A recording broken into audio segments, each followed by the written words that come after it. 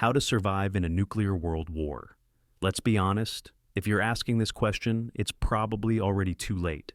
But hey, let's pretend we still have a chance. Imagine you wake up one morning to the sound of sirens. Your phone blares an emergency alert. Social media is exploding with messages like, "Bruh, it's happening!"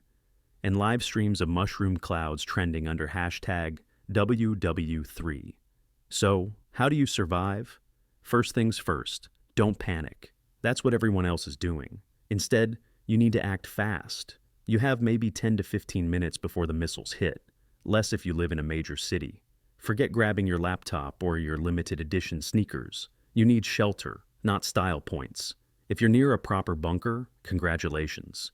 You've basically won the apocalypse lottery. For everyone else, head to the basement or the center of a large building. The more concrete and earth between you and the outside world, the better. Think of it like hiding from the sun. Except the sun just exploded and is now radioactive. When the blast hits, there are 3 deadly phases: heat, shockwave, and radiation. The heat flash can reach millions of degrees. Everything flammable, people, paper, your neighbor's car, instantly ignites. The shockwave travels faster than sound, flattening buildings like a toddler smashing sandcastles. And then comes the radiation, spreading invisibly through dust and air like glitter at a nightmare party that never ends. So, if you somehow survive the initial blast, your next goal is simple: stay alive after. Radiation is now your biggest enemy. Fallout particles, tiny pieces of radioactive debris, will rain down for hours. Don't go outside. Don't open windows. Don't even think about checking your car. You're not driving anywhere. The rule of thumb is called the 7 to 10 rule. For every 7-fold increase in time, radiation levels drop by a factor of 10. After 7 hours, radiation is 10 times lower. After 2 days, 100 times lower. So, yes, hiding for 48 hours might be the best decision you ever make. Now, what do you eat? Canned food is your new best friend. Anything sealed before the blast is generally safe. Tap water? Probably not. Filter it, boil it, and then pray. Don't eat snow. It catches radioactive dust. And please don't try to hunt mutant squirrels. They're not Pokemon. They're poisonous. If you've made it this far, congratulations. You've officially survived the worst day in human history. But it's not over. The world outside has turned into a post-apocalyptic wasteland. Cities in ruins, skies filled with ash, sunlight dimmed by nuclear winter.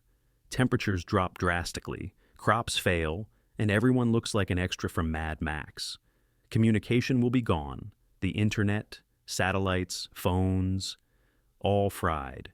Humanity will return to the most ancient technology: yelling. You'll hear people shouting across ruined streets, trying to trade batteries for soup. Governments might survive in underground bunkers, but good luck reaching them. Eventually, the radioactive dust will settle. The survivors, a few lucky millions, will emerge into a world that barely resembles Earth.